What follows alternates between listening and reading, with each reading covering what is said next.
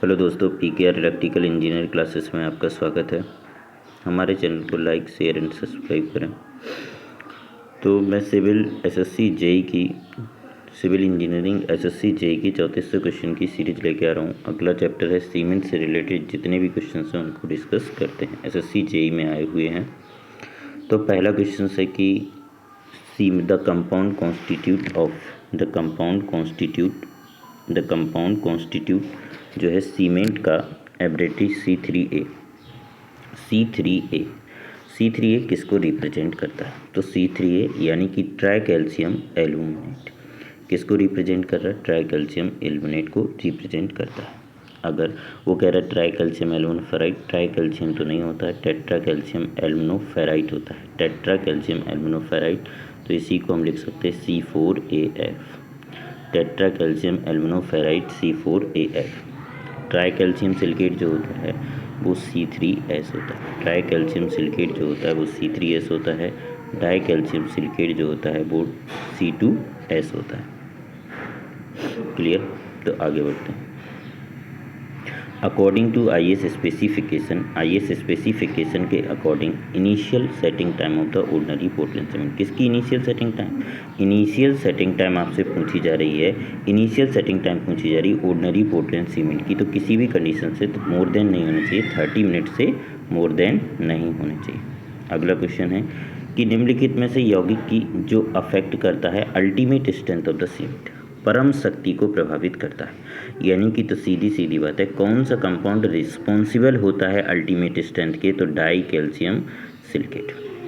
Calcium silicate जो होता है वो अल्टीमेट स्ट्रेंथ के लिए रिस्पॉन्सिबल होता है। अगला क्वेश्चन है कि कंस्ट्रक्शन स्ट्रक्चर में सी वाटर में, याद रखना किसमें? सी वाटर, समुद्री वाटर में कौन सी सीमेंट को प्रेफर किया जाएगा? तो पोर्टलैंड पोजलाना सीमेंट को हम समुद्र में प्रेफर करते हैं। पोर्टलैंड पोजलाना सीमेंट को हम समुद्र में प्रेफर करेंगे। कौन सी सीमेंट को समुद्र में प्रेफर किया जाएगा? तो पोर्टलैंड पोजलाना सीमेंट को समुद्र में प्रेफर किया जाएगा। अगला क्वेश्चन है कि maximum thickness concrete roof on the cement warehouse, यानी कि सीमेंट वेयर हाउस यानी कि सीमेंट का जो गोदाम होता है, सीमेंट के गोदाम होता है, तो उसकी जो कंक्रीट स्लैब होगी यानी कि जो छत होगी, फ्लोर जो होगा यानी कि उसका जो कंक्रीट का जो फ्लोर होगा यानी कि कंक्रीट का जो फर्श होगा वो सीमेंट में कितना होगा? कम से कम 25 सेंटीमीटर। कितना? कम से कम 25 centimetre. Pick up the correct statement आपको बताना है। देखिए, जब CS3 हायर होता है, CS2 लो होता है तो रैपिड हार्डनिंग स्टेटमेंट ट्रू है। CS3 हाई हो, लो हो CS2 तो cement is a less resistive chemical attack. ये भी बात स्टेटमेंट सही है, क्योंकि कभी भी रैपिड हार्डनिंग जो होती है, ये इस कंडीशंस किसकी है? रैपिड हार्डनिंग सीमेंट की। तो रैपिड हार्डनिंग सीमेंट जो होती है वो केमिकल अटैक को लेस रेजिस्टिव करती। क्या करती है? Less resistive. अगला क्वेश्चन है कि low percentage of CS3, high percentage of CS2, slow hardening CS2 एक उच्च प्रतिशत धीमी गति से योगदान देता है। यानी कि ये सारे स्टेटमेंट उसके ऑलरेडी ट्रू है, तो ऑल ऑफ दी आंसर हो जाएगा। अगला क्वेश्चन है कि कैलकोरियस यानी कि कैल्शियम युक्त कच्चा माल सीमेंट उत्पादन में प्रयुक्त होता है। तो कैल्शियम युक्त कच्चा माल सीमेंट उत्पादन में कौन कौन सा प्राप्त होता है? तो आप सीमेंट रॉक का प्रयोग करते हैं, लाइम का करते हैं, मरीन सेल का करते हैं, तो सारी चीज़ों का करते हैं, क्योंकि हम लाइम स्टोन भी प्रयोग करते हैं, मरीन सेल से भी सीमेंट बनाते हैं, सीमेंट रॉक से भी। तो सभी स्टेटमेंट ट्रू है, सारे स्टेटमेंट क्या हैं? ट्रू। अगला क्वेश्चन है कि the process of mixing transport placing compaction concrete ordinary Portland cement should not be more than how much time. यानी कि साधारण पोर्टलैंड सीमेंट का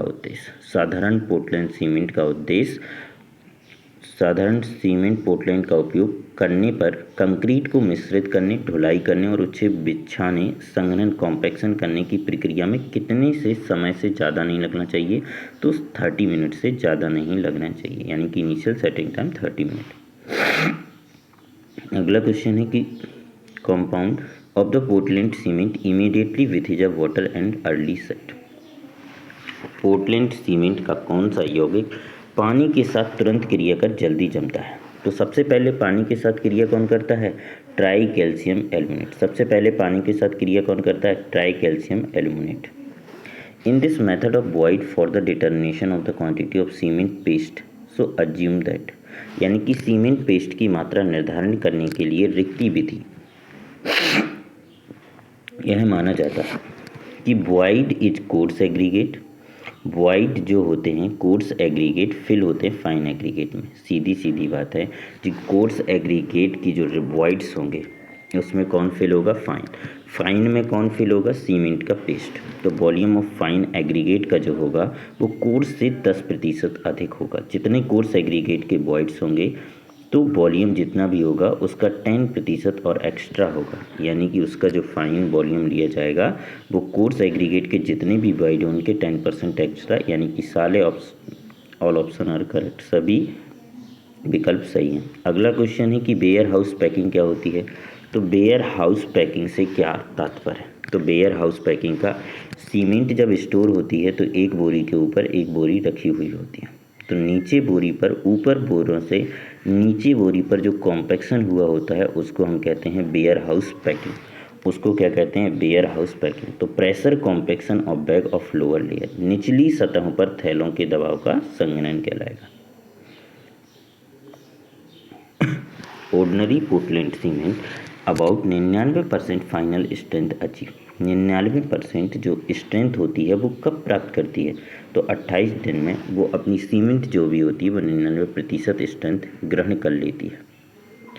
अगला क्वेश्चन है कि ओपीसी का जो होता है कि कम्प्लीटली केमिकल रिएक्शन के लिए कितने वाटर की ज़रूरत होती है? तो कम्प्लीटली ओपीसी के लिए कितना चाहिए पड़ता? 23% वाटर चाहिए होता है। कितना प्रतिशत? 23%। ओपीसी सीमेंट के लिए 23%। तो 23% यानी कि 20 से 25% की ज़रूरत होती है। 20 से 25% की ज़रूरत होती है। 20 से 25% की ज़रूरत होती है। शीर्ष कोट में प्लास्टर के दौरान सीमेंट घोल में चूने का उपयोग करने का मुख्य कारण क्या होता है? शीर्ष कोट के प्लास्टर के दौरान जब आप टॉप स्लरी में यानी कि जब आप प्लास्टर करते हैं सीमेंट में लाइम क्यों मिलाते हैं? तो लाइम मिलाने का एक ही कारण होता है जिससे वो श्रिंकेज ना करे, यानी कि श्रिंकेज ना आए। The make the plaster not shrinkage, plaster को संकुचित होने से बचाने के लिए प्रयुक्त होता है। आइडेंटिटी द करेक्ट स्टेटमेंट कौन सा है? तो correct statement expand cement is a fill the crack, दरार भरने के लिए विस्तारित सीमेंट का उपयोग किया जाता है। White cement is mostly decorative work, Portland pozzolana cement produce less of heat hydration produce from the special work, high strength Portland cement is a produce. तो क्या है? तो इसमें से जो करेक्ट है वो क्या है कि पोर्टलैंड पोजलाना सीमेंट जो होती है वो लेस हीट ऑफ हाइड्रेशन देती है, लेस हीट हाइड्रेशन देती है। पहले 3 महीनों के दौरान वह सीमेंट जिसकी ताकत सीमेंट की तुलना में कम होती है, सामान्यतः सीमेंट की तुलना में कम होती है, लेकिन बाद में वही ताकत ले लेती है जो उसी को आती है, तो उसको कहते हैं Portland pozzolana cement.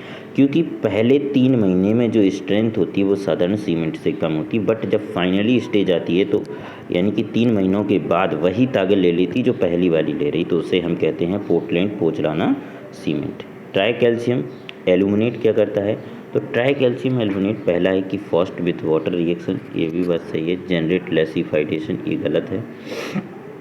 Cause initial setting early strength of the cement, initial setting देता है स्ट्रेंथ नहीं, इनिशियल अर्ली सेटिंग देता है इनिशियल स्ट्रेंथ, तो ये भी गलत हो गया। Does not contribute to develop ultimate strength, अंतिम शक्ति के विस्तारित में कोई योगदान नहीं देता, ये भी स्टेटमेंट गलत है। तो कौन सा सही है? केवल react with fast in water, react with fast in water, react with in fast in water के साथ ये इस ऑप्शन करेक्ट है। अगला क्वेश्चन है कि ordinary Portland cement is improve by the pozzolana. Pozzolana क्या इम्प्रूव करता है? श्रिंकेज नहीं। जब भी कभी ऑर्डिनरी पोर्टलैंड सीमेंट में पोजलाना मिलाया जाता है तो श्रिंकेज इंक्रीज हो जाता है। तो ब्लीडिंग को हाँ हल्का थोड़ा सा कम करता है। हीट ऑफ हाइड्रेशन ये तो लेस ही हो जाती है। तो परमेबिलिटी को पूर्णतः रोक देता है। तो क्या सुधार देता है? उसकी पारगम्यता, यानी कि एक गुण सुधारता है, यानी कि इम्प्रूव करता है। तो उसकी इम्प्रूव क्या करता है? परमेबिलिटी को इम्प्रूव करता है। पोजलाना परमेबिलिटी को इम्प्रूव करता है। कंसिस्टेंसी होती है, normal consistency ordinary Portland cement की कितनी होती है? 30%। कितनी होती है? 30%। Identify the correct statement. Identify correct statement आपको बताना है कि white cement is unsuitable for ordinary work. Ordinary work के लिए वाइट सीमेंट अनसुटेबल है। पोजलाना सीमेंट ग्रे कलर का होता है। ट्राई कैल्शियम सिलिकेट दे रखा हुआ है, शुड बी डिस्ट्रीब्यूट अल्टीमेट। तो कौन सा करेक्ट है? तो सबसे बेस्ट ऑप्शन दिख रहा है हमें C3S, यानी कि सबसे सही आंसर है C3S is try calcium silicate. Try calcium silicate, try calcium silicate. जब वो कह रहा है कि आपसे IS 9 नंबर की चालनी से रैपिड हार्डनिंग पोर्टलैंड सीमेंट को छानते हैं।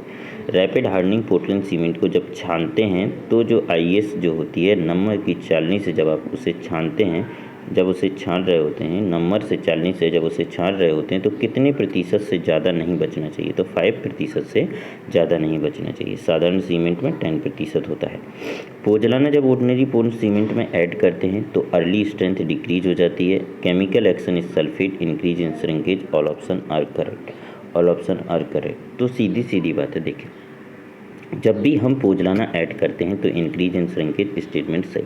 Reduce chemical action with sulphate, सल्फेटों के साथ रासायनिक क्रिया में कमी आ जाती है, ये भी स्टेटमेंट सही है। तो डिक्रीज इन अर्ली स्ट्रेंथ, प्रारंभिक जो स्ट्रेंथ होती है वो उसमें कमी आ जाती है। तो ये सारी स्टेटमेंट सही है, क्योंकि जब 3 महीने की जो स्ट्रेंथ थी वो पोजलाना सीमेंट क्या ले रही थी? कम, ऑर्डिनरी से कम, लेकिन बाद में समान हो जाती। तो यानी कि सारे स्टेटमेंट ट्रू हैं। ऑल ऑफ दी आंसर होगा, क्या होगा? All option are correct, all option are correct. Dicalcium silicate क्या होता है? Dicalcium silicate rapid, hardly rapid करता है ना, generate less heat hydration, rapid hydrate, less ultimate strength to provide less ultimate strength. तो क्या करता है dicalcium silicate? Generate less if hydration. तो सीधी सीधी बात है, जल योजन की कमी गर्म उत्पन्न करता है। तो अगला स्टेटमेंट कौन सा ट्रूथ है? ट्रू स्टेटमेंट है। बताना है कि बल्क की जो डेंसिटी होती है फाइन एग्रीगेट की about, bulk density of fine aggregate 10% of more than the coarse aggregate similar to composition. ये बात सही है। स्पेसिफिक ग्रेविटी जो होती है इंपॉर्टेंट मॉइस्चर कंटेंट के लिए होती है। एब्जॉर्प्शन पोरोसिटी जो भी होती है इन्फ्लुएंस प्रॉपर्टी करती कंक्रीट की। All option are correct. अगला क्वेश्चन है कि 7 दिन की और 28 दिन की जो कंप्रेसिव स्ट्रेंथ होती है ऑर्डिनरी पोर्टलैंड सीमेंट की वो कितनी होती है? तो वो 65% होती है। कितना होती है? 7 बटे, यानी कि 7 दिन की और 28 दिन की जो कंप्रेसिव स्ट्रेंथ होती है वो कितनी होती है? 2/3। यानी कि हमेशा याद रखना है कि 7/28 जो होती है वो कितनी होती है? 65%। कितनी होती है? 0.65। अब वो कह रहा है कि सीमेंट में air permeability method, air permeability method क्या चेक करता है? उसकी फाइनेंस। एयर परमेबिलिटी मेथड क्या करता है? उसकी फाइनेंस चेक करता है। फाइनेंस चेक करता है। Cement react set and immediately after the addition, सबसे पहले रिएक्ट करता है और सेट भी होता है।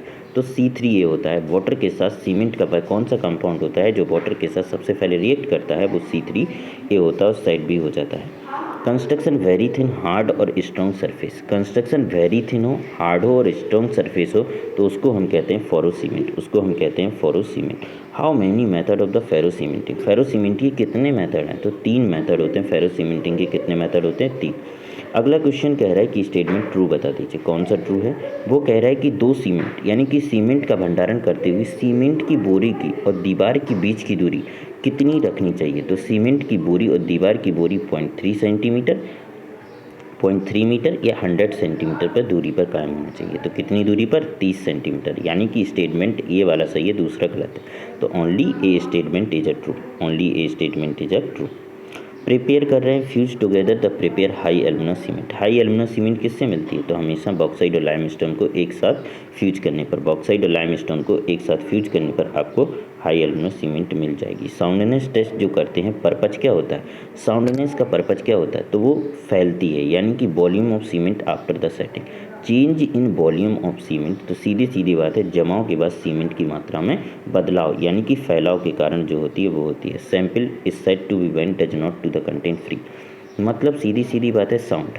साउंड क्या होती है? डज नॉट फ्री कंटेंट, यानी कि सीमेंट के नमूनों को अच्छा कहा जा सकता है जब वह मुक्त रूप से शामिल हो, यानी कि साउंडनेस ना हो, साउंड हो, यानी कि साउंड होगा तो आपका लाइम तो होगा, फ्री फ्रॉम लाइम हो, साउंड से नेस से फ्री फ्रॉम लाइम हो। अगला क्वेश्चन है cement became useless the absorption moisture content should not be exceed, absorb moisture content exceed नहीं करना चाहिए।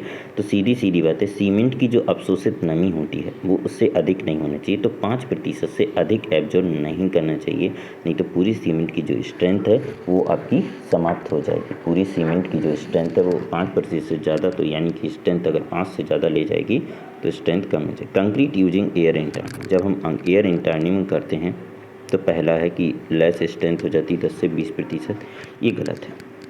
इतनी स्ट्रेंथ कम नहीं होती, हल्की सी स्ट्रेंथ, थोड़ा बहुत बराबर ही, वैसे कुछ ज़्यादा इफेक्ट नहीं करती है। तो has more resist to weather, weather को तो रजिस्ट बहुत करती है, लेकिन प्लास्टिक वर्केबल भी बनाती है। Free from segregation of bleeding, तो फ्री फ्रॉम यानी कि ये भी स्टेटमेंट नहीं, ब्लीडिंग थोड़ा बहुत होती है लेकिन इतनी भी नहीं, लेकिन एयर इंटर्निंग से ब्लीडिंग और सेग्रेशन में इम्प्रूव कर सकते हैं। तो बेहतरीन, तो मेरे हिसाब से जो आता है has more resist to the weather, has more resist to the weather. Air specification की बात करें, सीमेंट भंडारण के लिए थैले का जो वेट होगा वो कितना होता है 50 kg, ये भी स्टेटमेंट सही है। हाइट कितनी होती है 18 सेंटीमीटर, जब ऐसे रखा होता है सीमेंट की बोरी तो उसकी जो हाइट होती है, इसकी जो हाइट होती है वो कितनी होती है, इस तरीके की बोरी रखी होती है तो उसकी जो हाइट होती है वो कितनी होती है 18 सेंटीमीटर। और प्लान एरिया कितना होता है 3000 स्क्वायर सेंटीमीटर, वॉल्यूम 35 लीटर, यानी कि सारे ऑप्शन करेक्ट हैं। हायर सीमेंट कंटेंट, सीमेंट की मात्रा जितनी अधिक होगी हायर एग्रीगेट हो जाएगा, lower workability, high strength, lower strength, तो इसमें से कोई भी सही नहीं हो सकता क्योंकि सीमेंट कंटेंट पे इतना ज़्यादा खास डिपेंड नहीं होता। बेलास्ट फर्निंग स्लग, जब बेलास्ट फर्निंग स्लग की बात आती है तो 45% कैल्शियम ऑक्साइड और 35% सिलिका होती है। थैंक यू दोस्तों, वीडियो अगर पसंद आया होगा तो लाइक शेयर एंड सब्सक्राइब कीजिए चैनल को, बेल आइकन दबा लीजिए।